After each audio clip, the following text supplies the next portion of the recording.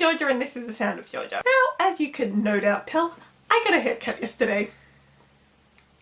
Because finally, they're back open. Regarding that, I hope everybody is staying safe. Anyway, happy Liza Doolittle Day! And so, in celebration, I'm going to try and work out exactly how original My Fair Lady is. Now, for those who don't know, My Fair Lady is based on Pygmalion by George Bernard Shaw. It is a musical adaptation of that play. Now, as somebody who has seen My Fair Lady at the theatre, as well as read the libretto, that's probably more important for this specific video, and has also read through the play of Pygmalion, I can tell you they are exactly the same. Exactly the same in a way that's more than just an adaptation. Really, by and large, the only difference is that My Fair Lady has music. To show you what I mean, I'm going to give an example from, of all things, 50 Shades of Grey. No, I have not read it, nor do I plan to read it, but it's kind of a good example for what we're talking about now.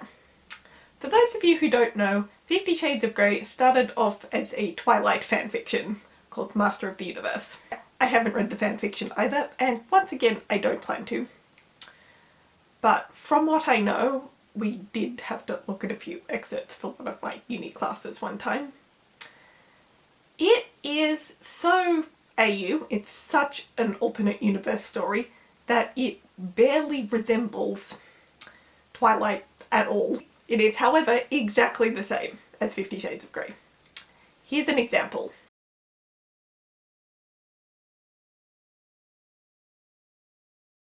Now let's look at Pygmalion versus My Fair Lady, because honestly it's kind of the same situation. I read the plays back to back about 2 years ago, and from what I can remember, it's all exactly the same.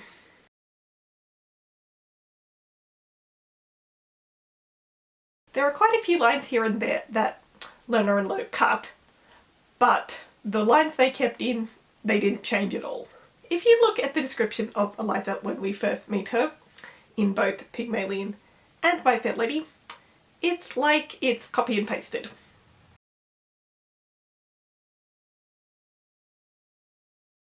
It's not just copying the dialogue, it's copying the descriptions as well. I guess the overall point I'm trying to make is, did Lerner and Lowe change enough for My Fair Lady to be considered an adaptation, or did they change so little that it's something else? So let's look at the actual differences between them. The biggest one is the most obvious. My Fair Lady has songs. My Fair Lady is a musical, where Pygmalion is just a play. The next biggest thing is the ending. The scene at the end of My Fair Lady where Higgins sings "I've grown accustomed to her face," and then Liza comes back to the house and he asks her where his slippers are.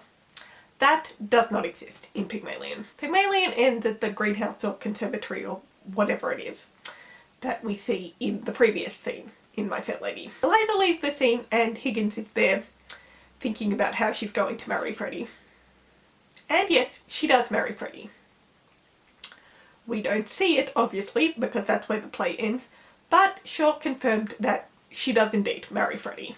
If you've seen some of my other videos, you probably know that I don't really like Freddie. I don't think he's bad, I just think he's so damn boring. Whereas Higgins, on the other hand, I actually do like.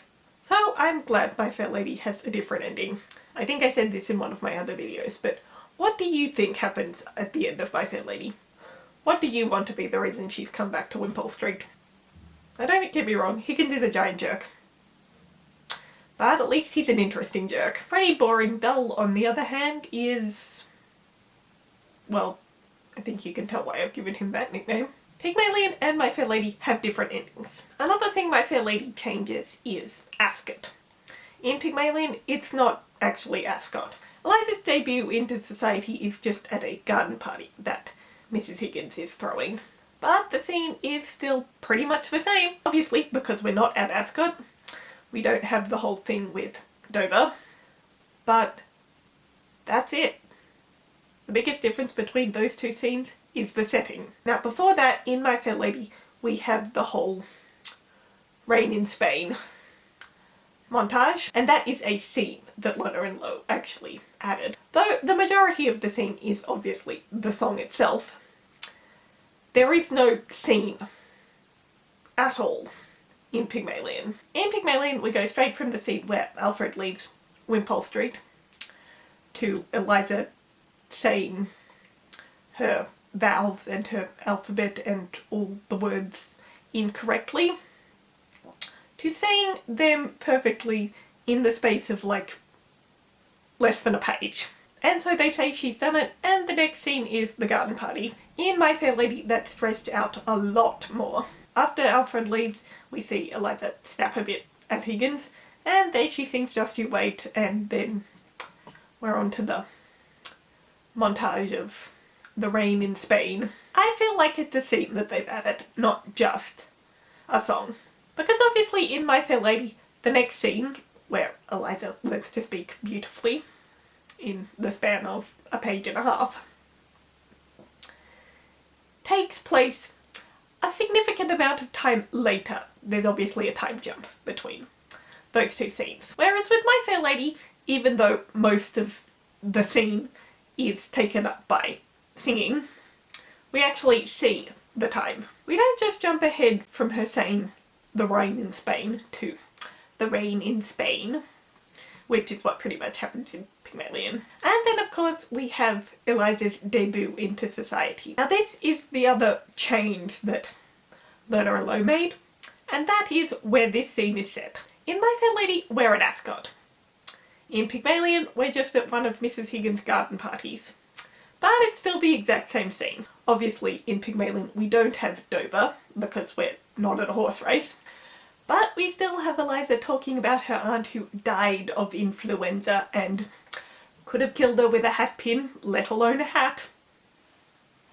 So once again, the dialogue is exactly the same. Now obviously, however much is or isn't changed between these two shows does not have anything to do with the quality. I don't know how popular Pygmalion was, but My Fair Lady, when it came out, was the biggest hit of the decade. So obviously Lorna and Lowe did something right. Not as keeping the dialogue virtually the same mean that Lorna and Lowe were lazy with this production. I did a video a while back where I talked about whether original musicals exist at all. Mostly listing the movies from the 90s that have been made into musicals and added songs and changed very little else. Which is, I guess, basically what happened with Pygmalion and My Fair Lady. And I mentioned how, though the stories have not been changed at all, obviously they still include original songs. The musical of Legally Blonde, say, may have very, very few differences, story-wise, to the film, but all the songs were original songs. They had to be written. They weren't from the original film. And that's obviously the case with My Fair Lady. And regarding the songs, Lorna and Lowe had to start from scratch. There was nothing in the original play that they could take from. Now maybe another reason these two are so similar is because Pygmalion is actually a play. And in the other video I mentioned how most of the musicals I was talking about were based on films, usually from the 1990s. And that I guess is true for a lot of musicals. They're either based on books like Wicked or Phantom of the Opera, or they're based on movies like the other ones I mentioned in that video. There are surely a few here and there that are based on plays. I think Oklahoma was based on a play, but I don't think they'd be the majority. So I think that's definitely another reason they are so similar. Just like I said in that video, along with the Rodgers and Hammerstein specific one I made a little earlier, on some level, yes, My Fair Lady is absolutely original. Yes, I think it is an adaptation, but I think we can also all agree that it is far closer to its source material than a lot of other musicals are. Wicked is extremely different from the Gregory Maguire novel. Phantom of the Opera cuts the character of the Persian completely, and Christine is a much bigger character.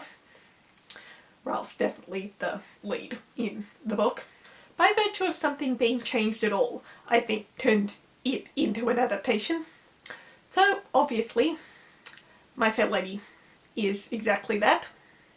even if the only thing it really changes is the addition of songs. But let me know what you think. I wasn't trying to bash either of these plays. I just remember being pretty surprised when I read Pygmalion and realised it was as close as it was to My Fair Lady. With having heard My Fair Lady being an adaptation of Pygmalion, I just always thought it would be slightly more different. And let me know in the comments, have you seen either of these plays? And what is your favourite My Fair Lady song? Happy Liza Doolittle Day, everybody! I hope you're all staying safe. Feel free to like and subscribe, and I'll see you in my video next week. So long for now!